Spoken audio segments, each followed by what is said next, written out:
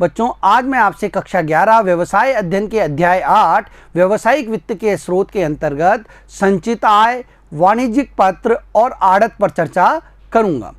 बच्चों जैसा कि हमने पिछले वीडियो में देखा, व्यवसायिक वित्त के कई स्रोत होते हैं जिनमें से व्यवसायी अपनी आवश्यकता के अनुरूप व्यवसायिक स्रोत का चयन करता है। अब उसको इन स्रोतों के बारे में जानकारी होना भी बहुत आवश्यक है। तो आइए हम भी इसकी जानकारी लेते हैं। पहला है संचित आय। देखिए, यह एक फर्म की आंतरिक स्रोत से जुटाई हुई आय होती है, वित्त का स्रोत होता है। जो फर्म होती है, जो फर्म है, यह क्या करती है, अपने लाभ का पूरा हिस्सा अंशधारियों को नहीं देती। अंशधारियों को पूरा हिस्सा नहीं देती। मान लीजिए इसे लाभ 100 हुआ तो इसने अंशधारियों को कितना दिया, 50 दिया, और बाकी का जो है 50 वह यह संचित करके रख लेती है। वह यह फर्म क्या करेगी, अपने पास संचित करके रख लेगी।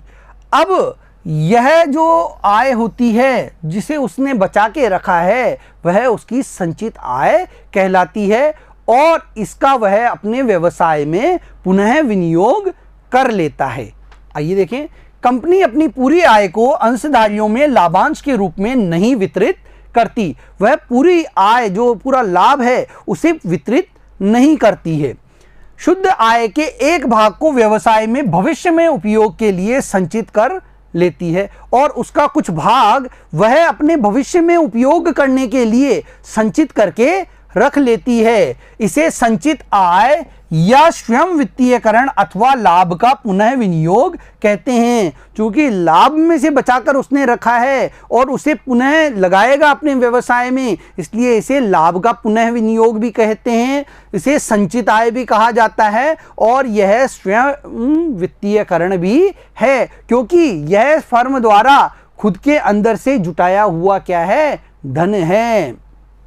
अब देखिए, इसकी कब आवश्यकता पड़ती है। मान लीजिए अचानक धन की आवश्यकता पड़ गई, अचानक धन की आवश्यकता पड़ गई, कोई मशीन खराब हो गई, आपकी मशीन खराब हो गई। अब मशीन खराब होने पर आपको उसे सही करवाना है और उस पर अधिक धन की लागत आएगी, अधिक धन खर्च होगा। ऐसी स्थिति में आप ये तो है नहीं कि किसी वित्तीय स्रोत के पास जाएंगे, क्योंकि अन्य वित्तीय स्रोतों से धन एकत्रित करना थोड़ा लंबा प्रोसीजर होता है। तो ऐसी स्थिति में यदि आपके पास धन संचित है तो आप उसका प्रयोग करके अपनी इस मशीन को सही करवा सकते हैं।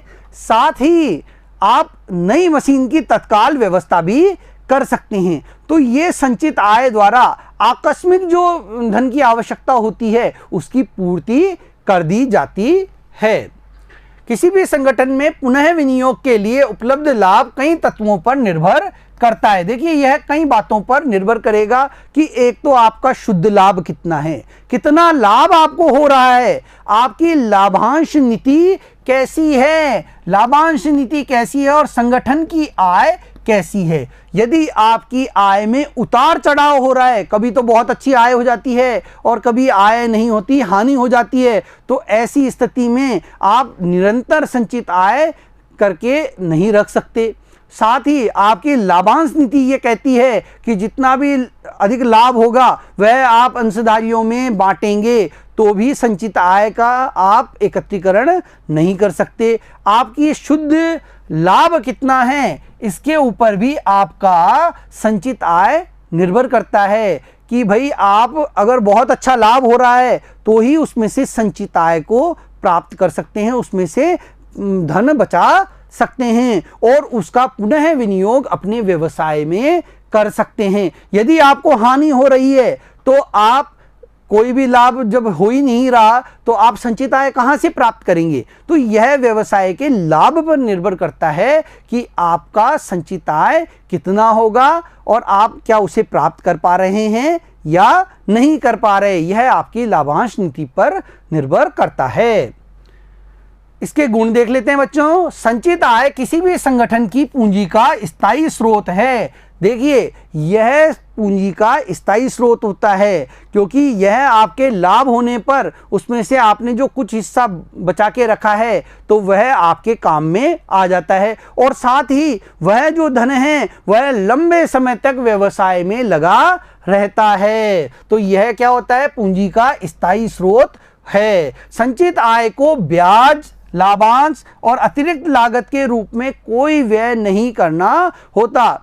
देखिए न तो इस पर किसी को लाभांश देना है, न ही इस पर ब्याज देना है, न ही इस पर किसी प्रकार की लागत आती है, क्योंकि यह तो आपके लाभ में से बचाया हुआ हिस्सा है, तो यह आपकी बचत है, तो इस पर किसी भी प्रकार का कोई खर्चा नहीं होता। आगे देखते हैं बच्चों। चूंकि पूंजी आंतरिक स्रोतों से जुटाई गई है, अतः संचालन एवं स्वतंत्रता की लोचपूर्णता अधिक होती है। देखिए अब यह चूंकि आंतरिक स्रोतों से आपने जुटाई है, तो एक तो संस्था पर आपके नियंत्रण पर कोई प्रभाव नहीं पड़ता, आपके संचालन पर कोई प्रभाव नहीं पड़ता, साथ ही साथ आपकी स्वतंत्रता भी बनी रहती है, उस पर भी किसी प्रकार का कोई प्रभाव नहीं पड़ता है। यह व्यवसाय की असंभावित हानि को आत्मसात करने की क्षमता को बढ़ाता है। यह अचानक जो खर्चा आ जाता है उस अचानक होने वाली हानि को आत्मसात करने का कार्य करता है। अचानक कोई खर्चा आ गया, मशीन खराब हुई, आपके पास संचित आय थी तो उसका प्रयोग करके आप नई मशीन लेकर आ गए, या उस मशीन को सही कराने के लिए जो अधिक लागत लगने वाली थी आपने उसे वहन कर लिया। तो इस प्रकार अचानक होने वाली हानि को यह क्या कर लेता है, आत्मसात कर लेती है। इससे कंपनी के समता अंशों के बाजार मूल्य में वृद्धि हो सकती है। देखिए इससे समता अंशों के मूल्य में भी वृद्धि होती है। यदि किसी संस्था के पास अच्छी संचित आय है तो बाजार में उसके समता अंशों का मूल्य भी बढ़ता है। देखिए ऐसी स्थिति में जब आपके पास संचित आय है तो बोनस अंश आप द्वारा जारी किए जाते हैं, बोनस शेयर जारी किए जाते हैं, जिन पर कुछ पैसा इस संचित आय में से वहन किया जाता है। और इस प्रकार से जब बोनस शेयर जारी किए जाते हैं तो अन्य शेयरों पर भी क्या होता है, असर पड़ता है और उनके मूल्य में वृद्धि होती है। सीमाएं, देखिए कुछ कमियां भी है, कुछ लाभ है तो कुछ कमियां भी इसकी है। पहली कमी है, सीमा से अधिक लाभ का पुनः निवेश के कारण अंशधारकों में असंतोष हो जाता है। आपने क्या हुआ, जो 100 रुपये का लाभ था इसमें से आपने अंशधारियों को 50 रुपये दिए, लाभांश के रूप में कितने दिए, 50, और आपने 50 रुपये मान लीजिए बचा लिए, तो क्या होगा, आपने अंशधारियों को देने वाले पैसों में से कुछ आय बचा ली। और यह लगातार अगर आप इस तरीके से पैसा बचाते रहेंगे तो आपके अंशधारकों में क्या होगा, असंतोष उत्पन्न हो जाता है, क्योंकि अब उनको उपार्जित लाभ से कम लाभांश मिलता है। क्यों असंतोष होगा, क्योंकि उनको जो लाभ था उसमें से अब क्या है, कम लाभ प्राप्त हो रहा है, उनको अधिक लाभांश मिलना था, लेकिन आपने संचित आय के नाम पर धन रखकर उनको कम लाभांश दिया है। व्यवसाय के लाभों की अस्थिरता के कारण यह पूंजी का अनिश्चित स्रोत है, और यह पूंजी का अनिश्चित स्रोत भी होता है बच्चों, क्योंकि यदि आपका लाभ निरंतर नहीं होता है तो क्या होगा, आपको संचित आय के रूप में हर वर्ष धन प्राप्त नहीं होगा।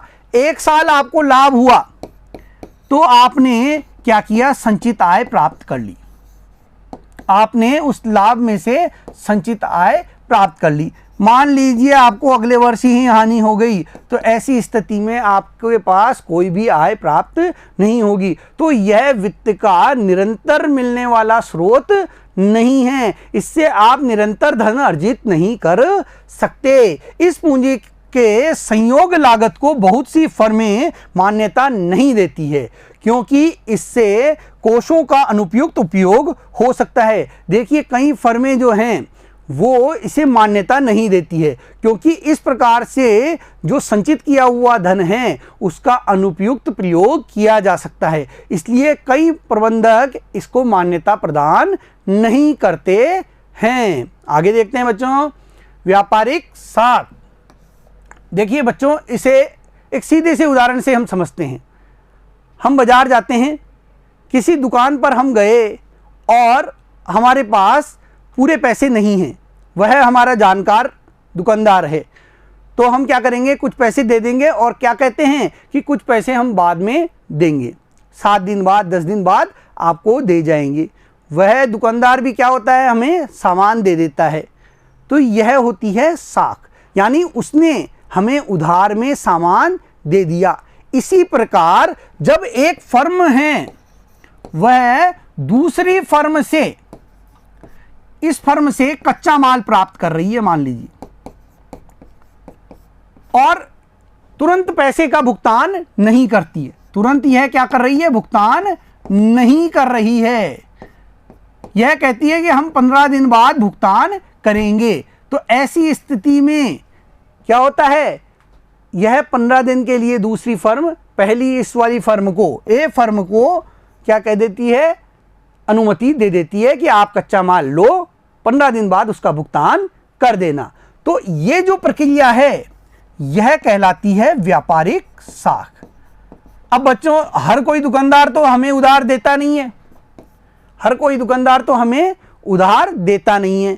वही दुकानदार हमें उधार देता है जो कि हमें अच्छी तरह जानता है, हमारे घर वालों को अच्छी तरह जानता है, जिसके मन में हमारे परिवार की अच्छी साख है। जो ये व्यापारिक साख है यह उसी फर्म को दी जाती है जिसकी बाजार में गुडविल अच्छी हो, जिसके बारे में दूसरी फर्में अच्छे तरीके से जानकारी रखती हूं। ऐसी फर्मों को ही क्या मिलती है, व्यापारिक साख प्राप्त होती है। आइए देख लेते हैं इसे।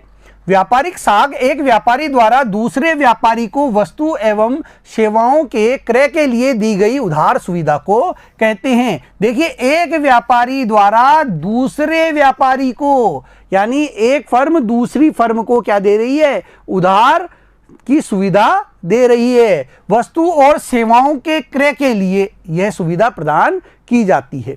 व्यापारिक साख बिना तुरंत भुगतान किए माल की आपूर्ति को संभव बनाती है। देखिए, तुरंत भुगतान नहीं करना होता है और आपको माल भी मिल जाता है। तो व्यापारिक साख द्वारा बिना भुगतान किए माल आपको प्राप्त हो जाता है। व्यापारिक साख को व्यावसायिक संगठन एक अल्प अवधि वित्त के स्रोत के रूप में उपयोग करते हैं, और यह अल्प अवधि वित्त के स्रोत के रूप में होता है क्योंकि आपको 7 दिन, 15 दिन, महीने भर बाद भुगतान अवश्य करना होता है। यह लंबी अवधि 5 साल 10 साल के लिए नहीं होता है। यह तो आप क्या करोगे, 7 दिन बाद भुगतान कर दिया आपने, 15 दिन बाद भुगतान कर दिया, या दोबारा कच्चा माल आपने महीने भर बाद मंगवाया तब आपने भुगतान कर दिया है। इस प्रकार अल्प अवधि वित्त के रूप में यह होता है।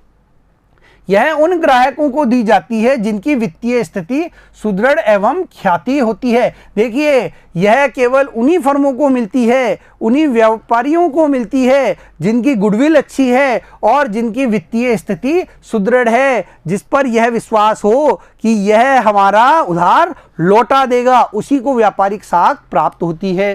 साख की मात्रा एवं अवधि जिन कारकों पर निर्भर करती है वे हैं क्रेता फर्म की साख, कि भाई क्रेता फर्म की गुडविल कैसी है, उसकी साख कैसी है। अगर अच्छी साख है तो उसे अधिक उधार भी मिल जाएगा और लंबी अवधि के लिए भी मिल जाएगा। उसे 15 दिन की जगह 30 दिन के लिए भी मिल जाएगा, 2 महीने के लिए भी मिल जाएगा। लेकिन यह इस बात पर निर्भर करेगा कि उसकी साख कैसी है, विक्रेता की वित्तीय स्थिति, और विक्रेता जो है, जो दूसरी फर्म है, इसकी वित्तीय स्थिति कैसी है। यदि इसकी वित्तीय स्थिति अच्छी है तो यह क्या करेगी, उधार की सुविधा प्रदान कर सकती है। लेकिन अगर इसकी वित्तीय स्थिति अच्छी नहीं है तो यह किसी को भी उधार नहीं देगी। देखिए, खुद का खर्चा चलाने के लिए तो ये लोन ले और दूसरे को उधार दे, ऐसा ही कार्य यह फर्म नहीं करेगी।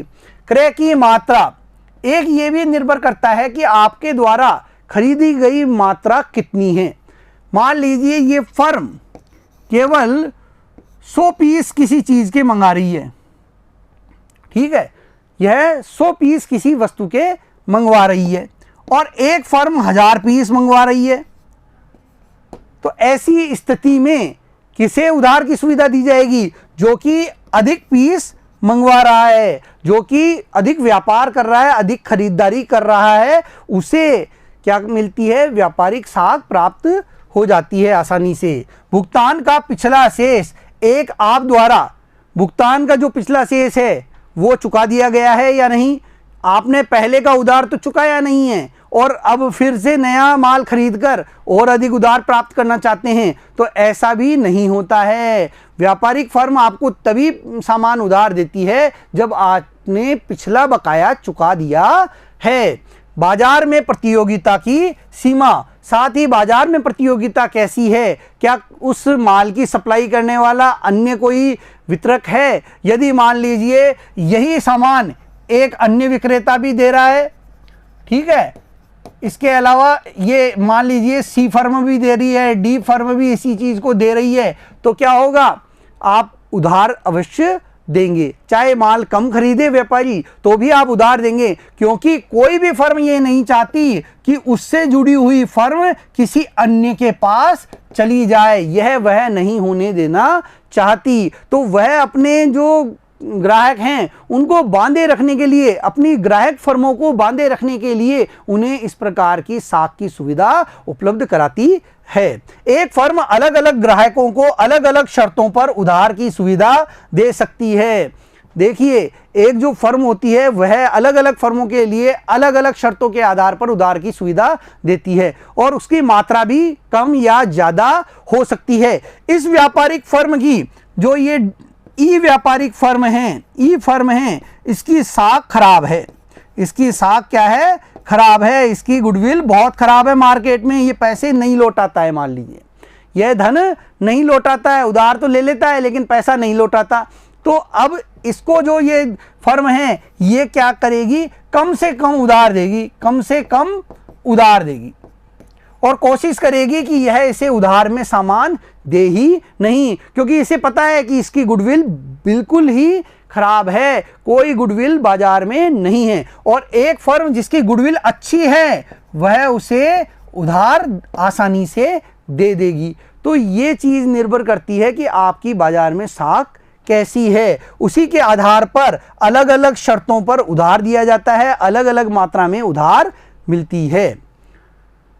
गुण, व्यापारिक साख कोषों का सुविधाजनक एवं सतत स्रोत है। देखिए, कोई भी व्यापारिक फर्म दूसरी व्यापारिक फर्म से निरंतर व्यापार करती रहती है, कुछ ना कुछ खरीदती रहती है। जो उत्पादक इकाइयां हैं वो अपने आपूर्तिकर्ताओं से कच्चा माल निरंतर प्राप्त करती रहती हैं और उन्हें माल लेने पर कुछ समय बाद भुगतान करती है। तो यह सतत स्रोत है, निरंतर चलने वाला स्रोत है, वह सुविधाजनक स्रोत है। जब दो फर्मों के बीच में व्यापार चलता है तो वो एक दूसरे को इस प्रकार की साख आसानी से प्रदान करते रहते हैं। यदि ग्राहक की साख की स्थिति का विक्रेता को ज्ञान हो तो व्यापारिक साख तुरंत मिल जाती है और ग्राहक की क्रेडिट के बारे में यदि व्यापारिक फर्म को पता है, जो विक्रेता है उसे पता है, तो उसे साख आसानी से मिल जाती है। यदि मार्केट में आपकी गुडविल अच्छी है, आपकी गुडविल क्या है? अच्छी है, तो आपको आसानी से साख मिल जाएगी। और आपकी साख वहाँ पे बहुत डाउन है, आप उधार सामान तो ले लेते हैं लेकिन उसका भुगतान नहीं करते हैं, तो कोई भी व्यापारिक फर्म आपको उधार नहीं देगी। व्यापारिक साख संगठन की बिक्री को बढ़ाती है और व्यापारिक साख के माध्यम से संगठन अपनी बिक्री को बढ़ाने का कार्य भी करते हैं। देखिए, कैश में सभी व्यापारिक फर्में काम नहीं कर पाती, उनको कुछ समय अवधि चाहिए होती है भुगतान करने के लिए। तो व्यापारिक साख के माध्यम से जो विक्रेता होता है वह अपने माल को बेच देता है और कुछ समय बाद भुगतान प्राप्त कर लेता है। कोई संगठन निकट भविष्य में बिक्री में संभावित वृद्धि की आपूर्ति के लिए भंडार स्तर में वृद्धि करना चाहता है तो वह इसके वित्तीयन के लिए व्यापारिक साख का प्रयोग कर सकता है। देखिए, कोई संगठन है वह निकट भविष्य में अधिक बिक्री की उम्मीद से अपने सामान का स्टॉक कर लेना चाहता है और उसके लिए उसे कच्चे माल की आवश्यकता है, तो वह व्यापारिक साख के माध्यम से कच्चे माल को प्राप्त कर सकता है। वह उधार में माल ले सकता है और उसका भुगतान बाद में कर देगा, जबकि उसे स्टॉक करने की आवश्यकता आज है, तो वह कच्चा माल अभी प्राप्त करेगा और उसका भुगतान बाद में कर देगा। तो इसके माध्यम से वह वित्तीयन प्राप्त कर सकता है। इसका संपत्तियों पर कोई प्रभाव नहीं पड़ता है। देखिए, इसका संपत्तियों पर कोई प्रभाव नहीं होता है, न ही कोई संपत्ति सुरक्षित रखने की आवश्यकता होती है, न ही जमानत पर देने की आवश्यकता होती है। बस आपको भुगतान कुछ समय बाद कर देना होता है।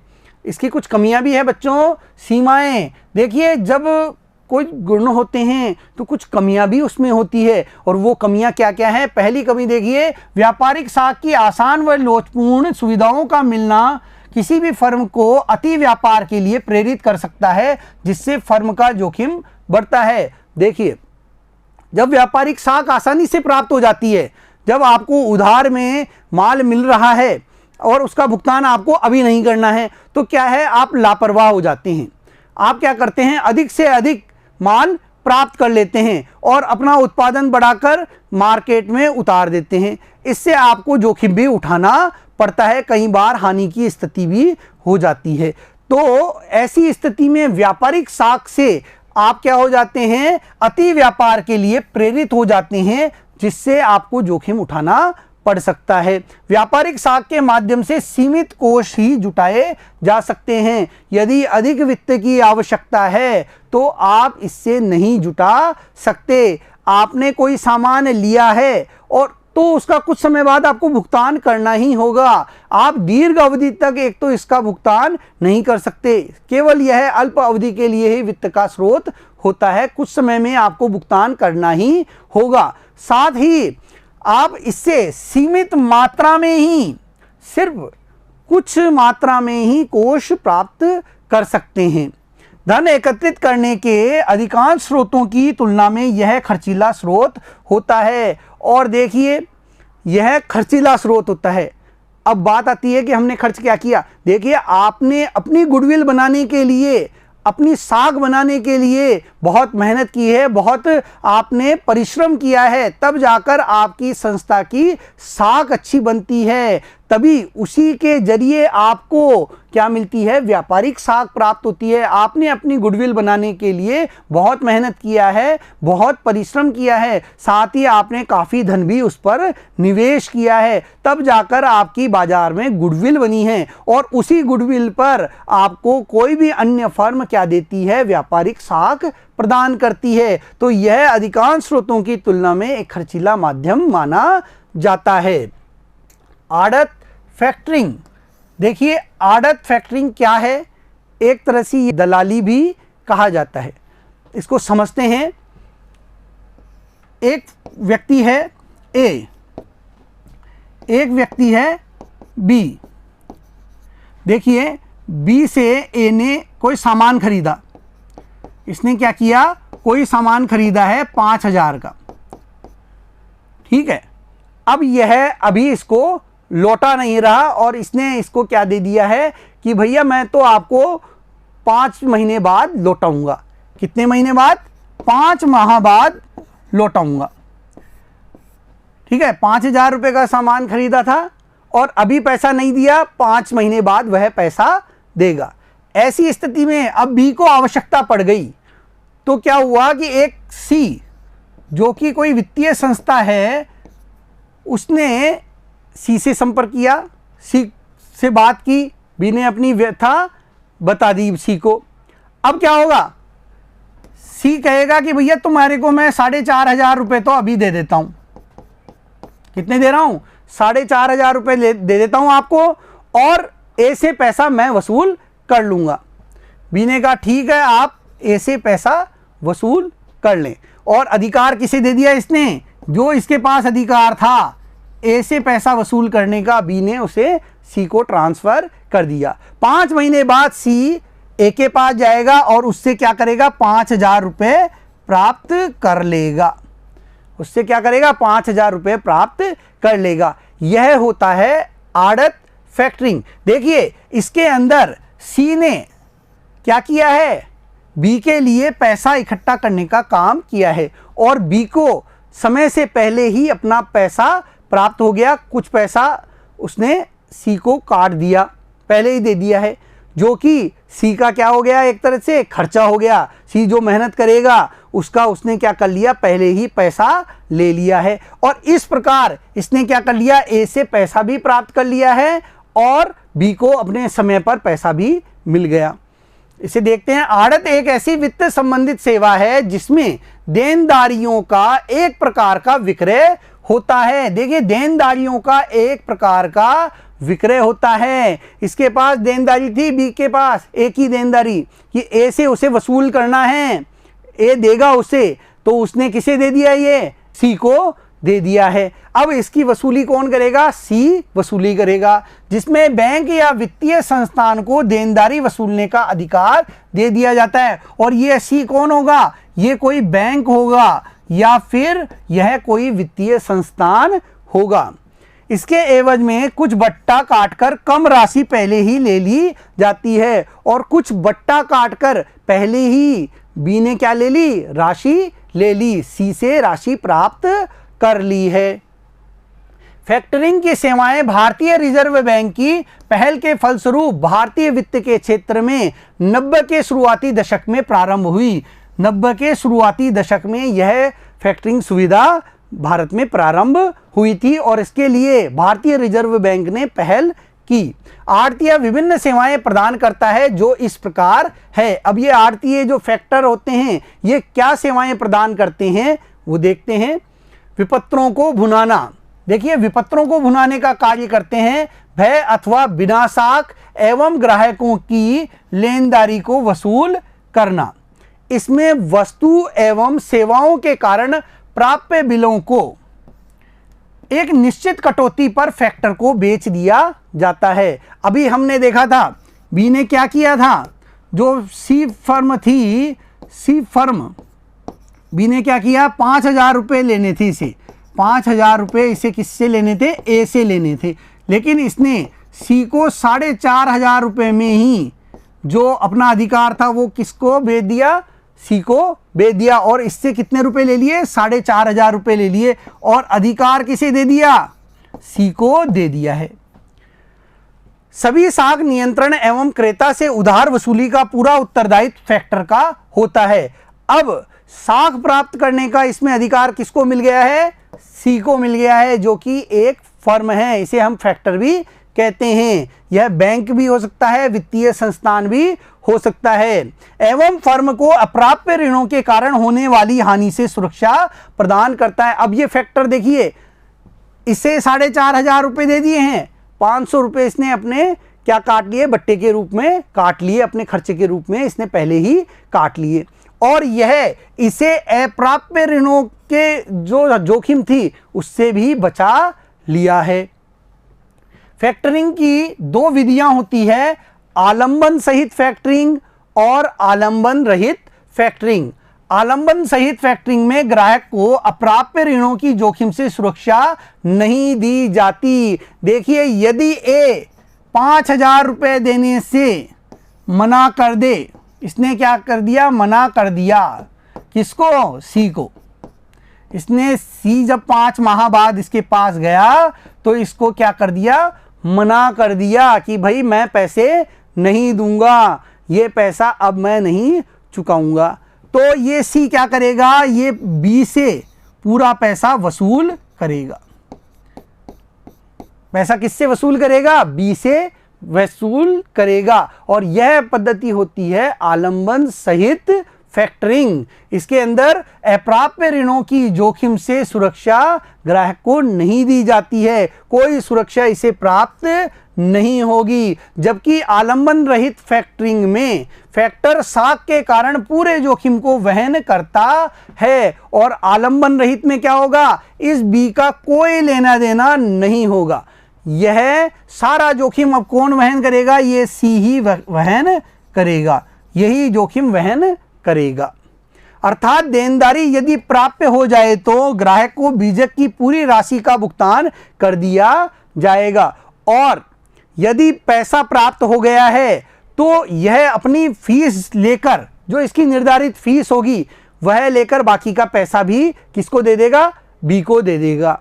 और यदि प्राप्त नहीं होता है तो सारा किसे उठाना पड़ता है, सी को ही उठाना पड़ता है।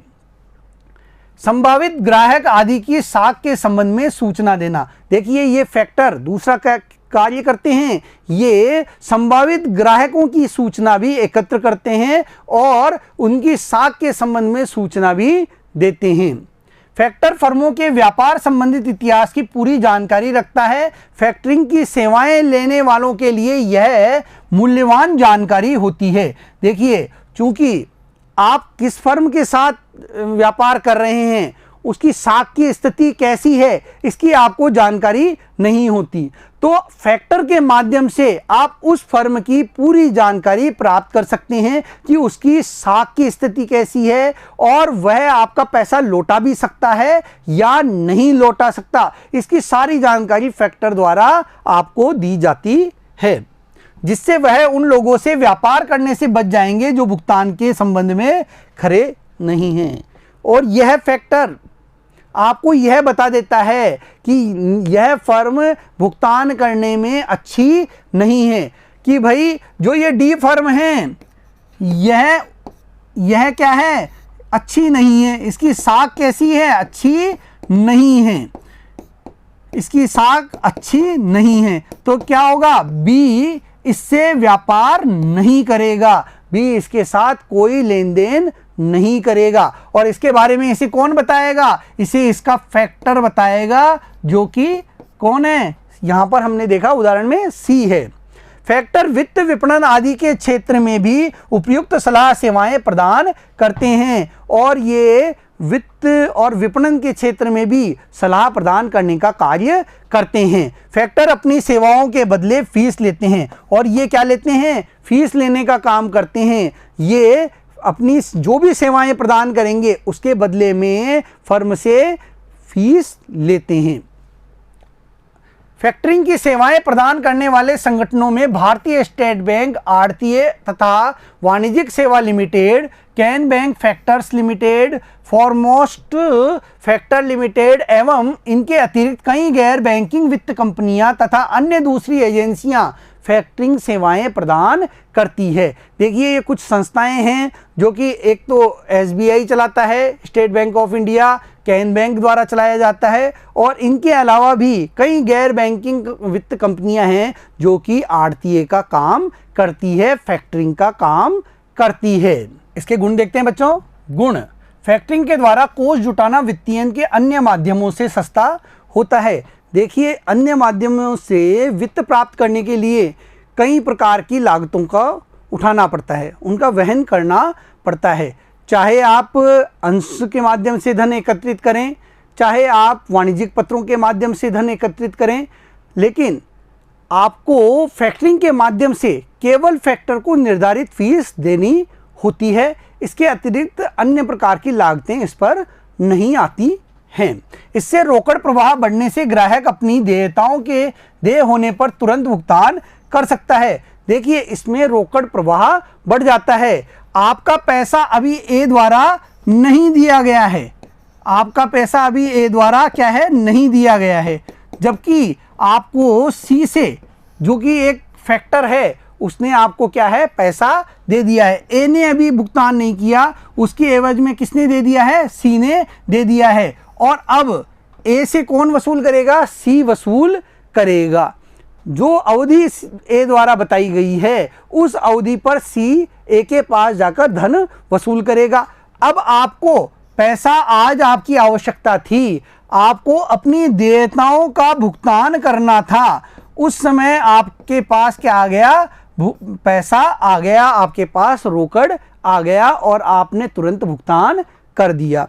धन का लचीला स्रोत है एवं उधार विक्रय से रोकड़ प्रवाह के एक निश्चित स्वरूप को सुनिश्चित करता है। देखिए यह धन का लचीला स्वरूप है और उधार विक्रय से रोकड़ प्रवाह ना रुके, इसको भी यह निश्चित करता है। आपने उधार दिया था ए को सामान, और जो आपकी वस्तुएं थी, आपने अपनी सेवाएं ए को उधार में दी, ए बाद में उसका भुगतान करेगा, लेकिन वर्तमान में जब आपको पैसे की आवश्यकता है तो वह आपको मिल जाती है, रोकड़ प्रवाह चलता रहता है। एक ऐसी लेनदारी जिसे शायद फर्म अन्यथा वसूल न कर पाए, यह उसे सुरक्षित करता है।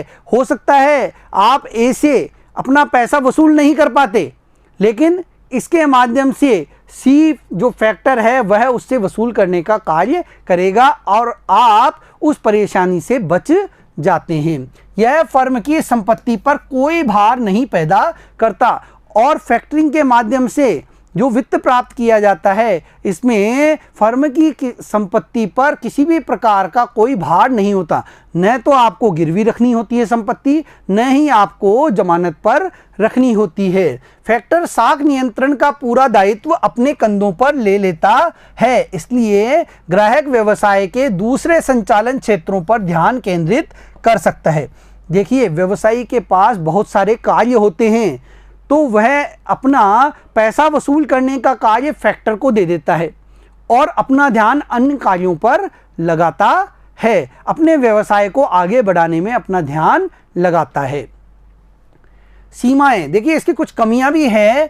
जब बीजक छोटे राशि के हों एवं बड़ी संख्या में हो तो यह स्रोत खर्चीला हो जाता है। मान लीजिए जो आपके बीजक हैं वो बहुत अधिक संख्या में हैं, लेकिन उनकी राशियां छोटी छोटी है, 1000 रुपये, 100 रुपये, 500 रुपये के बीजक हैं और उनकी संख्या बहुत सारी है, तो जो आपका फैक्टर है उसे तो निश्चित फीस आपको देनी होगी। तो ऐसी स्थिति में यह बहुत अधिक खर्चीला स्रोत माना जाता है।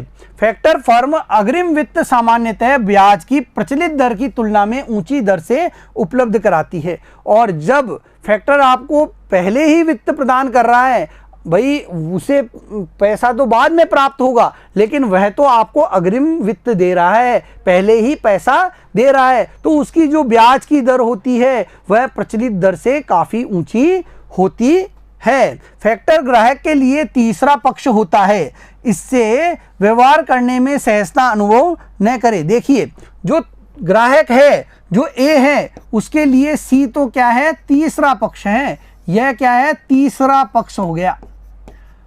अब यह इसको तो जानता था, बी को तो, इसको तो वह अच्छी तरह जानता था और इसको वह पैसा लौटा भी देगा, लेकिन अब उससे मांगने तो सी आ रहा है, बार बार जो फैक्टर फर्म है उसके प्रतिनिधि उसके पास जा रहे हैं, तो ऐसी स्थिति में वह असहजता महसूस भी कर सकता है। तो यह भी क्या होता है, इसकी सबसे बड़ी कमी मानी जाती है।